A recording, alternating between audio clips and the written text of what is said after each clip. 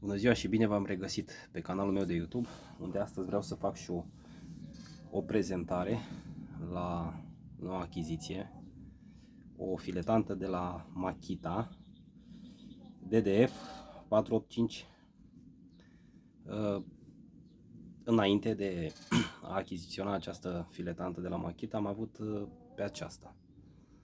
Aceasta este o chinezărie, pot să spun, și unde și-a făcut treaba,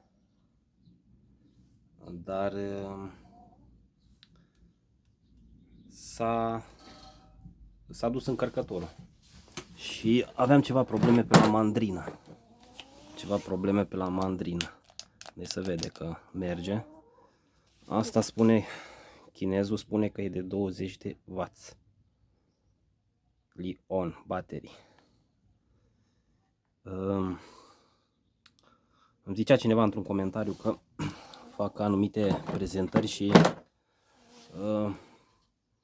nu am atâtea de multe cunoștințe. Nu e vorba de câte cunoștințe poți să ai în ceea ce privește niște lucruri, decât dacă le folosești și vezi ce e bun și ce e rău. Și de asta vreau să vă transmit și eu că lucrurile în general cumpărate din China, made în China, fie ele filetante, fie ele drujbe, nu sunt bune, efectiv nu sunt bune. Te țin pe o perioadă scurtă de timp, apoi se vor strica. Și am luat, să revin la Makita, am luat pe asta de la Makita, ea e fabricată în România. Bateriile sunt fabricate acumulatorii de fapt sunt fabricați în Vietnam. Și însă și o puteți vedea și se vede calitatea. Deci se vede calitatea. Calitatea se vede. Aici are și niște LED-uri unde ți arată cât ai de acumulatorul de încărcat.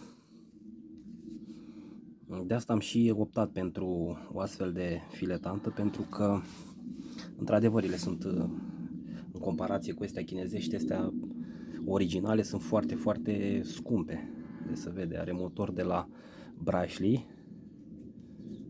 Deci se vede originală Makita. Și ea mai vine la pachet cu încă un acumulator de 3 amperi, 18 W.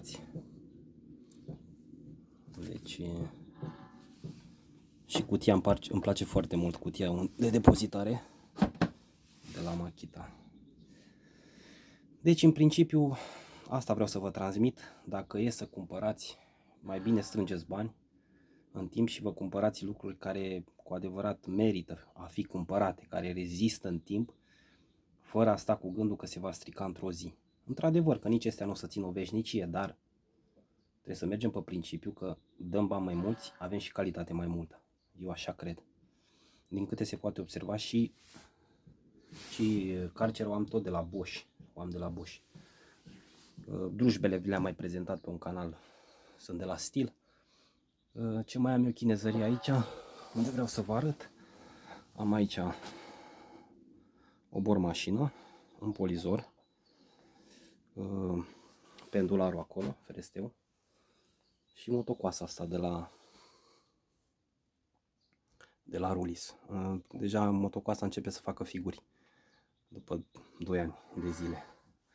Deci lucrurile astea made în China nu sunt bune, efectiv. De asta încerc ca în viitor să nu mai achiziționez niciun fel de lucru care provine din China.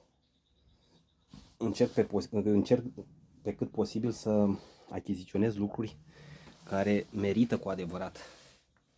Pentru că nouă ne trebuie lucruri care rezistă. De exemplu, asta am dat undeva la 2800 pe asta, chinezăria asta, acum 3 ani, să zic așa. Într-adevăr și-a făcut treaba, dar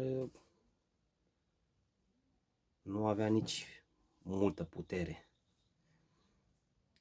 De asta am și optat pentru ceva de calitate.